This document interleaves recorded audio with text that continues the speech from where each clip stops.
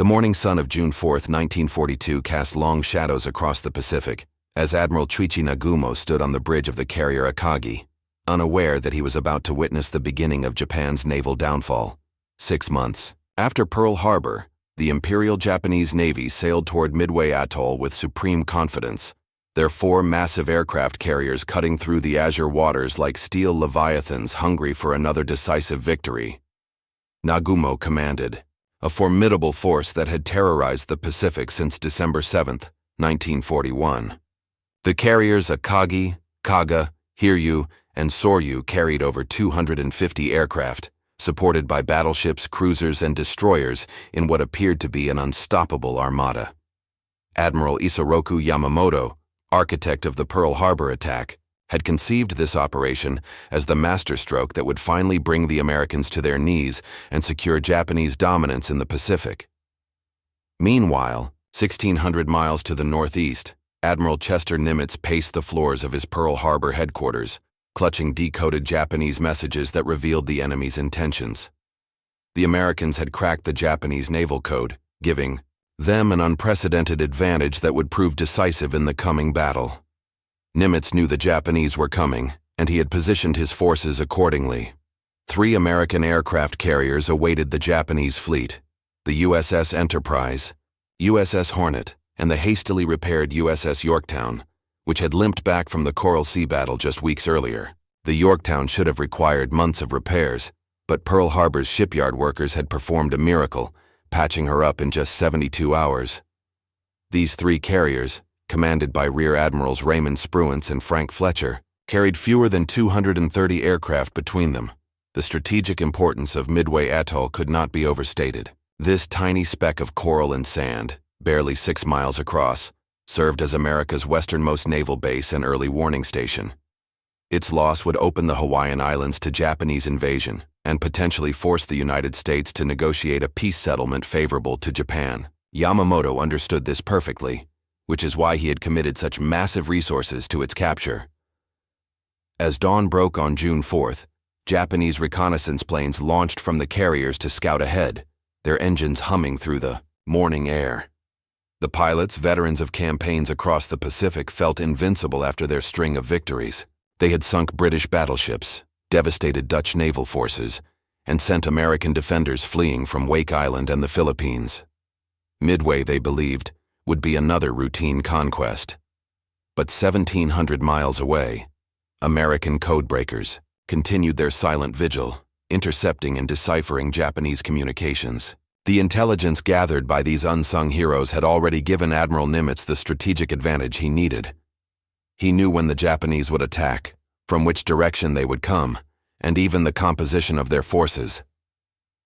According to historical accounts documented by military historians, the stage was set for what would become known as the most decisive naval battle of World War II. The Japanese Empire had reached the zenith of its Pacific expansion, while America prepared to strike back with everything it had. Neither side fully comprehended that the next 4 days would fundamentally alter the course of the war and change naval warfare forever. The pieces were in motion, and there could be no turning back. At 4:30 in the morning on June 4th, 1942, the first wave of Japanese aircraft lifted off from their carriers, their engines roaring across the dark Pacific waters. 108 bombers and fighters headed toward Midway Atoll, carrying the same confidence that had devastated Pearl Harbor 6 months earlier.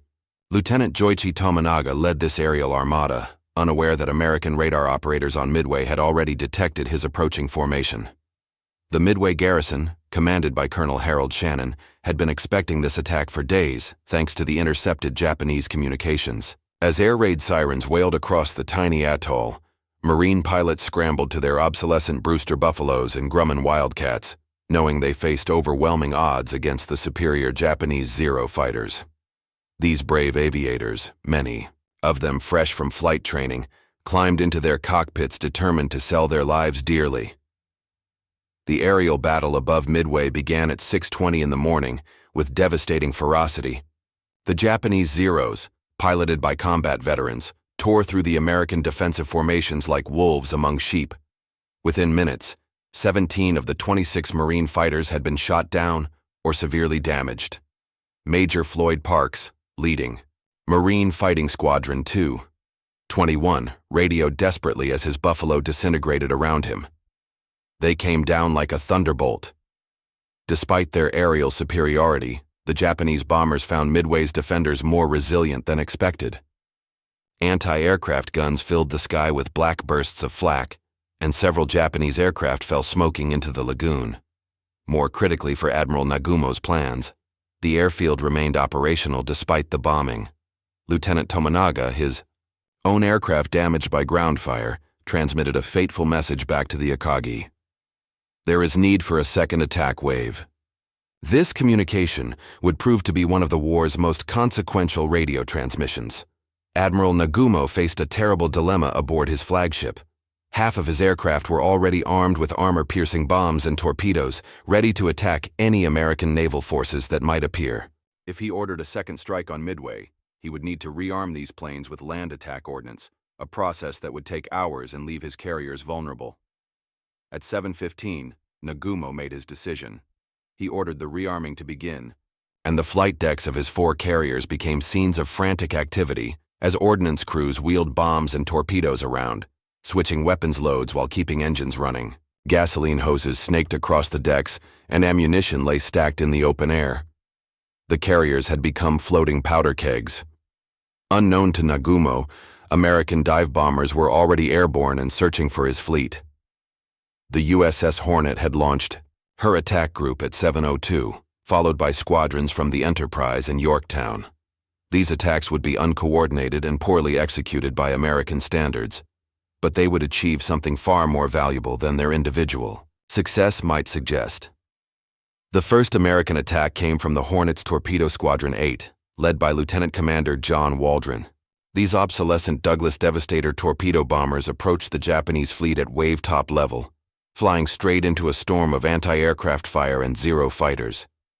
Waldron had predicted this moment months earlier, writing to his wife, "If we don't make it, at least we'll have given them our best." His prophecy proved tragically accurate. The Japanese combat air patrol fell upon the slow, low-flying devastators like hawks on mice. One by one, the American torpedo bombers exploded into the sea, their crews perishing in flames and spray. Within minutes, all 15 aircraft of Torpedo Squadron 8 had been destroyed, with only Ensign George Gay surviving to float in his life jacket among the wreckage, witnessing the battle that would follow. Similar fates awaited the torpedo squadrons from Enterprise and Yorktown. The gallant but suicidal attacks achieved no hits on Japanese ships, but they accomplished something far more important than their crews could have imagined. They drew the Japanese combat air patrol down to sea level, leaving the sky above the carriers virtually undefended, just as the American dive bombers approached from high altitude. As documented in numerous Pacific War histories, these sacrificial attacks by the torpedo squadrons created the tactical conditions that would determine the battle's outcome. The stage was set for the most devastating 4 minutes in naval aviation history. At 10:24 in the morning on June 4, 1942, Lieutenant Commander Wade McCluskey spotted the Japanese fleet from his perch 17,000 feet above the Pacific. The Enterprise Air Group commander had been searching for over an hour, his fuel running dangerously low, when he noticed the white wake of a Japanese destroyer racing northward. Following that wake led him directly to Admiral Nagumo's carriers, spread across the ocean in a perfect diamond formation. Below on the Japanese flight decks, organized chaos reigned as ordnance crews completed the rearming process that Admiral Nagumo had ordered hours earlier. Bombs and torpedoes lay scattered across the decks of Akagi, Kaga, Soryu, and Hiryu, while fully fueled aircraft prepared for launch. The carriers had never been more vulnerable, their decks packed with volatile ordnance and aviation gasoline. McCluskey divided his dive bomber force, leading one squadron against the Kaga, while Lieutenant Richard Best took his squadron after the Akagi. The Japanese lookouts spotted the approaching dive bombers at the last possible moment, their warning cries echoing across the task force just as the Americans pushed over into their attack dives. The first bomb struck Kaga at 10:26, penetrating her flight deck and exploding among the armed aircraft below. Secondary explosions followed immediately as bombs and torpedoes detonated, in chain reactions, turning the carrier into a floating inferno. Nearby, Lieutenant Best led his 3 remaining dive bombers against the flagship Akagi, his 1,000-pound bomb punching through the flight deck near the bridge and igniting the fuel and ordnance stored there. Simultaneously, dive bombers from the Yorktown, led by Lieutenant Commander Maxwell Leslie, screamed down upon the Soryu. Their bombs found their mark with devastating precision, and within moments the 3rd Japanese carrier was wreathed in flames. In less than 4 minutes, 3 of the 4 Japanese fleet carriers that had attacked Pearl Harbor were burning hulks, their aircraft and experienced aircrews consumed by fire. Admiral Nagumo, standing on Akagi's bridge as flames roared around him, found himself facing a catastrophe beyond imagination. The man who had led the Pearl Harbor attack watched helplessly as his flagship burned beneath his feet. Captain Taijiro Aoki pleaded with the admiral to transfer his flag to another ship, but Nagumo stood transfixed by the destruction surrounding him. The 4th Japanese carrier, Hiryu, had been operating separately from the main formation and escaped. The initial American assault. Captain Tomeo Kaku immediately launched a counterattack, sending 18 dive bombers and 6 fighters toward the American task force. These aircraft, among the last operational Japanese planes in the area, represented the Imperial Navy's final chance to salvage something from the disaster. The Japanese strike found the USS Yorktown at 2:45 in the afternoon, just as she was recovering her own aircraft from the morning's successful attacks. Despite heavy anti-aircraft fire, 3 Japanese bombs struck the carrier, penetrating her flight deck and starting fires below. The Yorktown's damage control teams, trained to perfection after the Coral Sea battle, quickly brought the blazes under control and restored partial flight operations within an hour. But Admiral Nagumo's ordeal was far from over. At 4:15, the remaining American dive bombers launched a second attack, this time targeting the Hiryu. Lieutenant Commander Clarence Wade McCluskey, despite his fuel shortage from the morning mission, led this final assault against the last operational Japanese carrier. 4 bombs struck the Hiryu, setting her ablaze like her 3 sister ships. As recorded in official U.S. Navy battle reports, the transformation of the tactical situation was complete and irreversible. In one day, Japan had lost 4 fleet carriers, over 250 aircraft, and hundreds of experienced aircrew members who could not be replaced. The Imperial Japanese Navy's offensive capability in the Pacific had been broken in a single afternoon.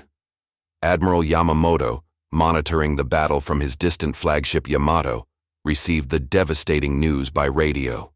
The man who had warned his government that they had awakened a sleeping giant now watched his predictions come true. The tide of war in the Pacific had turned irrevocably, though the full implications would not become clear for months to come. As darkness fell over the Pacific on June 4, 1942, the 4 Japanese aircraft carriers that had terrorized the Pacific for 6 months lay dying in the swells.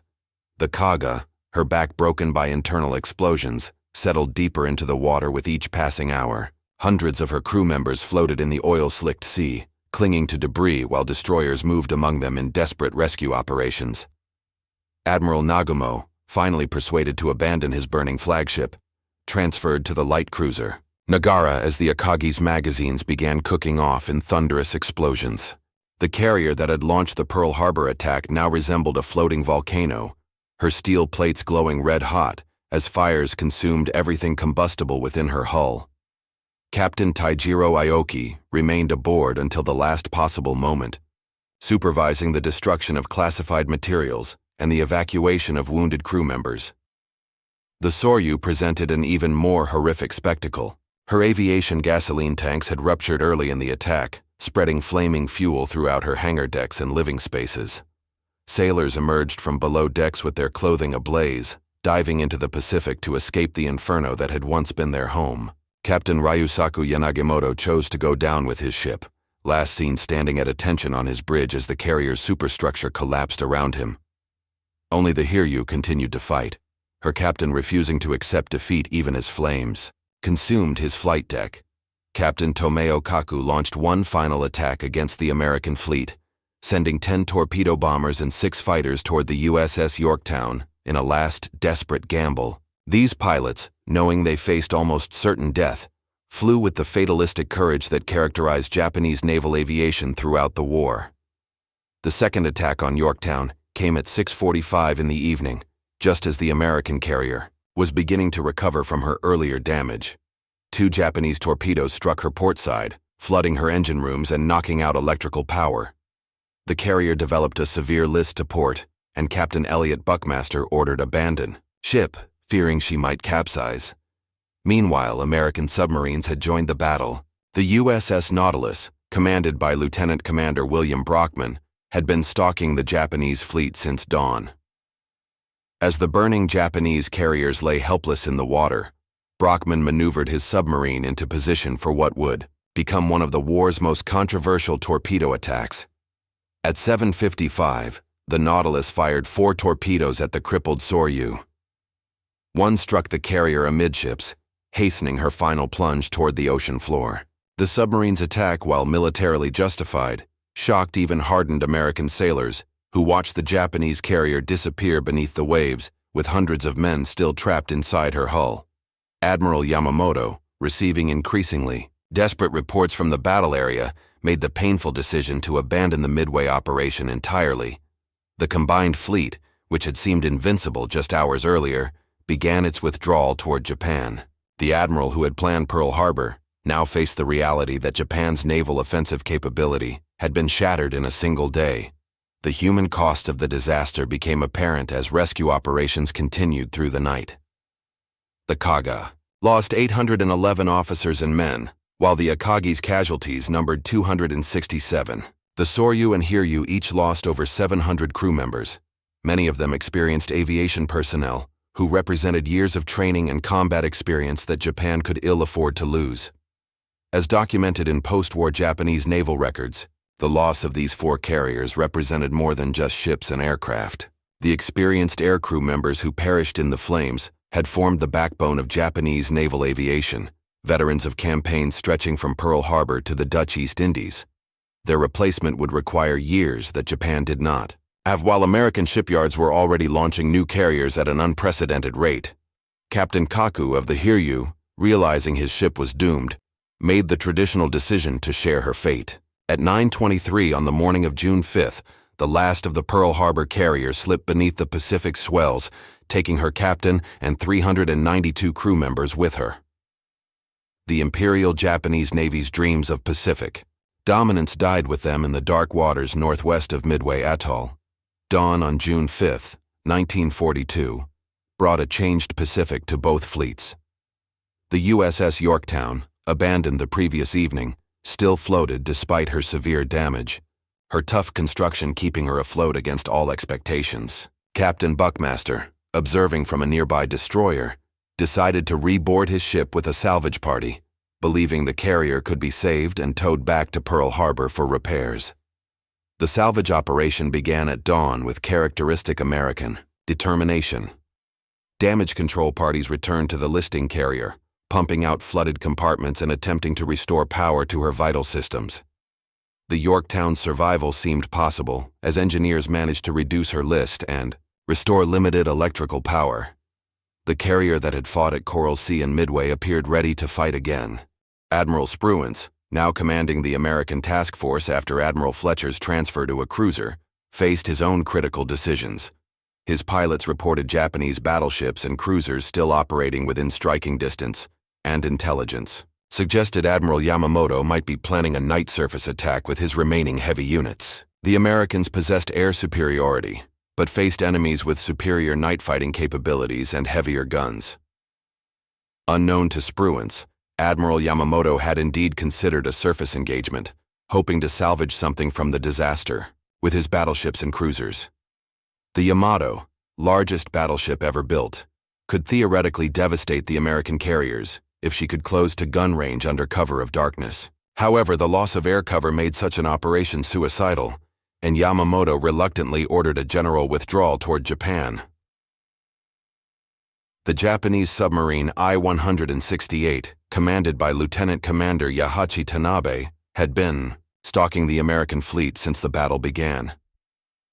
Tanabe spotted the listing Yorktown and her escorts on the morning of June 6th, recognizing an opportunity to strike back at the Americans who had devastated his Navy's carrier force. At 1:36 in the afternoon, the Japanese submarine fired 4 torpedoes at the Yorktown from 1,500 yards. 2 torpedoes struck the carrier, causing massive internal flooding that doomed the salvage efforts. 1 torpedo also hit the destroyer USS Haman, which had been alongside providing power and pumping support. The destroyer broke in half and sank within minutes, taking 80 of her crew with her. The final loss of the Yorktown provided small consolation for Japanese losses, but it demonstrated that American industrial capacity could replace such losses far more easily than Japan could replace her carriers. Even as the Yorktown settled into her final plunge at 5 in the morning on June 7th, American shipyards were already laying down keels for new Essex-class carriers that would dominate Pacific waters within 2 years. Admiral Nagumo's withdrawal became a race against time as American submarines converged on the Japanese fleet's probable route home. The USS Tambor, patrolling west of Midway, intercepted the Japanese cruiser force commanded by Admiral Kurita in the early morning hours of June 6th. Though the submarine's attack failed, it triggered a collision between the heavy cruisers Mogami and Mikuma that left both ships damaged and struggling to maintain formation. American dive bombers found the crippled cruisers on June 6th, sinking the Mikuma and severely damaging the Mogami in attacks that demonstrated continued American air superiority. The loss of another heavy cruiser, following so closely after the carrier disaster, emphasized the completeness of Japanese defeat and the futility of continuing offensive operations in the Central Pacific. As referenced in official Pacific Fleet War diaries, the strategic implications of the Midway defeat became clear to Japanese leadership within days of the battle's conclusion. The loss of 4 fleet carriers and their experienced air groups had eliminated Japan's ability to conduct major offensive operations, while American industrial production promised to deliver new carriers, aircraft, and trained pilots at rates Japan could never match. The initiative in the Pacific War had passed permanently to the United States, though the full consequences would take years to unfold across the vast Pacific theater. The smoke had barely cleared from the waters northwest of Midway when the full magnitude of the battle's consequences began to ripple across the Pacific. In Tokyo, Emperor Hirohito received news of the disaster in stunned silence, while government officials struggled to comprehend how Japan's invincible navy had suffered such a catastrophic defeat. The carriers that had struck Pearl Harbor, terrorized the Dutch East Indies, and dominated Pacific waters for 6 months were gone, along with the irreplaceable pilots who had made them so formidable. Admiral Yamamoto, architect of Japan's early Pacific victories, understood immediately that the war's character had fundamentally changed. In his private communications with Navy Minister Shigetaro Shimada, Yamamoto admitted that Japan's offensive capability had been broken, and that the nation must now prepare for a defensive war. It could not ultimately win. The admiral who had warned against awakening America's industrial might now watched his prophecy unfold with devastating clarity. American intelligence analysts, poring over intercepts and battle reports in the weeks following Midway, recognized that they had witnessed more than a tactical victory. The Japanese code JN-25, which had provided such crucial intelligence before the battle, continued revealing the enemy's strategic weakness. Japan's remaining carriers were scattered across the Pacific, unable to concentrate for major operations, while her pilot training programs could not replace the experienced aircrew lost in 4 minutes of American dive bombing. The human cost of Midway extended far beyond the ships and aircraft destroyed. Japan lost approximately 3,057 naval personnel, including some of her most experienced carrier pilots and maintenance crews. These men represented years of training and combat experience that Japanese naval aviation never fully recovered. By contrast, American losses totaled 307 personnel, demonstrating the battle's one-sided nature despite the courage displayed by both sides. President Franklin Roosevelt, briefed on the victory's implications by Admiral Ernest King, authorized an acceleration of Pacific Fleet construction that would transform the naval balance of power. The Essex-class carrier program, already underway, received additional funding and priority, while pilot training programs expanded to unprecedented levels. America's industrial capacity, protected by 2 great oceans, could replace losses and expand forces simultaneously. The battle's tactical innovations influenced naval warfare doctrine for decades afterward. The primacy of aircraft carriers over battleships, demonstrated so dramatically at Midway, led to fundamental changes in fleet composition and strategy. The coordinated dive bomber attacks that devastated the Japanese carriers became the standard for naval aviation, while the importance of intelligence and code-breaking received new emphasis in military planning. Japanese strategic planning after Midway reflected the defensive posture forced upon the empire by her carrier losses. The construction of island fortifications throughout the Central Pacific, previously considered unnecessary, became a desperate attempt to delay inevitable American advances. The Guadalcanal campaign, beginning just 2 months after Midway, would demonstrate Japan's inability to conduct sustained offensive operations without adequate air cover. The psychological impact of Midway resonated throughout both nations. American morale, shaken by 6 months of defeats and retreats, soared with news of the victory. The myth of Japanese invincibility, carefully cultivated since Pearl Harbor, shattered as completely as the burning carriers northwest of Midway Atoll. American newspapers, previously restricted by military censorship, trumpeted the victory as proof that Japan could be defeated. Admiral Nimitz, in his post-battle assessment, credited the victory to superior intelligence, pilot courage, and what he termed the magnificent fighting spirit of our forces. However, he also noted the role of fortune in the battle's outcome, particularly the timing of American dive bomber attacks when Japanese carriers were most vulnerable. The admiral recognized that 4 minutes of combat had altered the Pacific War's entire trajectory. The Battle of Midway established patterns that would characterize the remainder of the Pacific conflict. American industrial superiority, demonstrated by rapid ship replacement and expansion, would overwhelm Japanese defensive efforts despite heroic resistance. The carrier-based aviation tactics perfected at Midway would dominate every subsequent major Pacific engagement, from the Philippine Sea to Leyte Gulf.